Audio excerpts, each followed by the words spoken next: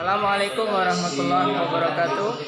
Pada siang hari ini kita masih dalam acara IHT di Pondok Pesantren Darul Mutakin Al Islami Metro, dan tentunya kita akan mereview ataupun interview terkait dengan judul dari kelompok 4. Nah, yang akan kita tanyakan kepada Saudara Tohari.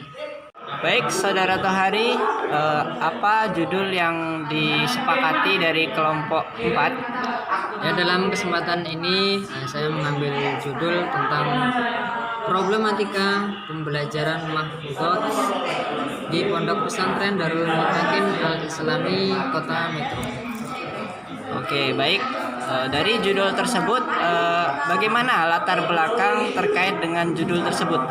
Terkait dengan latar belakang tersebut, bahwasanya pembelajaran yang sudah dilakukan di pondok pesantren ini sudah berjalan hampir 1 semester, dan yang menjadi kendala pada guru mata pelajaran yang diampu adalah kurangnya ataupun minimnya referensi yang digunakan di dalam melakukan pembelajaran, sehingganya tujuan yang ingin dicapai oleh seorang pendidik belum sepenuhnya tercapai.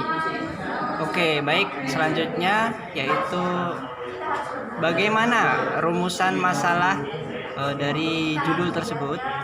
Rumusan masalah yang saya ajukan ada 2. Yang pertama adalah tentang bagaimana problematika pembelajaran mata pelajaran mahfudz untuk kelas 10 ataupun kelas 11, teruntuk kelas 12 juga. Dan yang kedua, apa saja treatment ataupun langkah-langkah yang dilakukan untuk menghasilkan produk, menghasilkan suatu karya yang mana menjadi sebuah pijakan di dalam pembelajaran mahfudz, yaitu buku panduan khusus pembelajaran mahfudz. Oke, baik. Tentunya dalam sebuah penelitian ataupun karya tulis ada namanya tujuan dan juga manfaat. Sekarang saya ingin mengetahui apakah tujuan dari karya yang kelompok 4 buat. Tujuannya adalah bahwasanya pembelajaran mahfudz ini, seperti yang kita ketahui, di dalamnya terdapat banyak kata-kata mutiara ataupun peribahasa Arab, yang mana peribahasa itu dicetuskan oleh ulama-ulama ataupun orang-orang yang ahli di dalam bidang kehidupan, sehingganya kata-kata tersebut dijadikan sebagai motivasi yang merangsang siswa untuk menjadikan mereka termotivasi, sehingga melahirkan rasa semangat untuk belajar. Dan manfaat yang dapat diambil dari pembelajaran mahfudz adalah tentunya melahirkan karakter-karakter yang baik bagi seorang santri di dalam menjalani suatu kehidupan yang ada di dunia ini. Oke, baik. Itu tadi manfaat dari belajar mahfudz. Kemudian kalau manfaat dari penulisan karya tulis ini, apa ada manfaat tertentu atau bagaimana?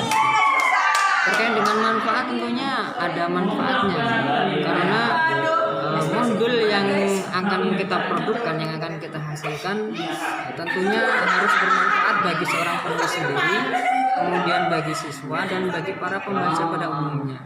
Sehingganya ketika seseorang itu mencari referensi tentang mahfudz, itu sudah tidak mencari lagi dari Google ataupun dari internet ataupun dari buku-buku yang mahfudznya sangat terbatas.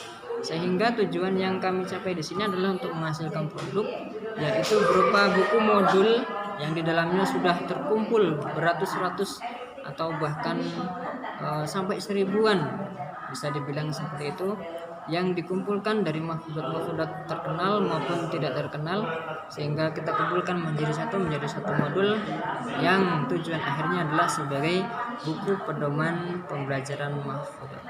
Oke, bagus sekali ya manfaatnya. Kemudian selanjutnya coba saudara jelaskan secara singkat pembahasan yang terkait dengan judul yang sudah ditentukan tadi. Pembahasan yang ada dalam penelitian ini adalah bahwasanya pembelajaran yang dilakukan selama ini, kesimpulannya itu belum efektif karena masalah-masalah yang sudah saya sebutkan tadi. Salah satu masalah yang paling pokok adalah kurangnya referensi dalam pembelajaran. Kemudian Di dalam melakukan pembelajaran tentunya ada beberapa metode yang harus kita perhatikan. Bahwasanya ketika seorang guru menyampaikan mahfudot itu haruslah selalu energi, haruslah selalu mempunyai inovasi. Karena pembelajaran mahfudot itu bisa dibilang hanya seperti itu saja ataupun monoton, berjalan seperti hanya putarnya air berjalan, sehingga seorang pendidik atau seorang pengajar atau seorang mu'alim bahkan seorang ustadz dituntut untuk kreatif di dalam menyampaikan sebuah materi. Baik, sangat bagus sekali terkait dengan penelitian ini. Kemudian terakhir tentang penutup, adakah kesimpulan serta saran dari penelitian yang dibuat oleh kelompok 4?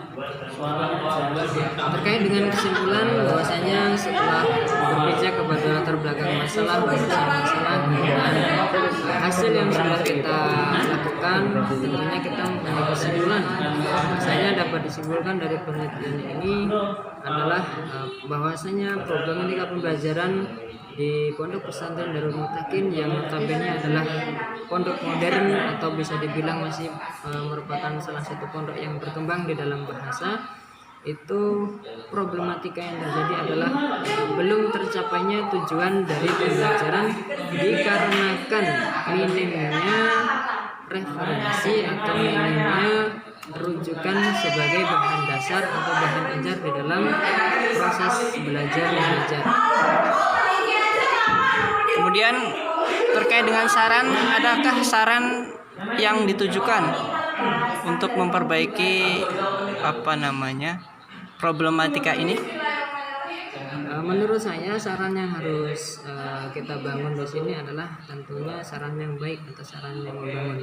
Saran yang terkait dengan pembelajaran mahfudot ini selayaknya dilakukan di berbagai tempat, bisa di kelas, bisa di luar, bisa di masjid, atau bisa juga berkolaborasi dengan media sosial ataupun alat-alat elektronik yang dianggap untuk membantu di dalam proses pembelajaran.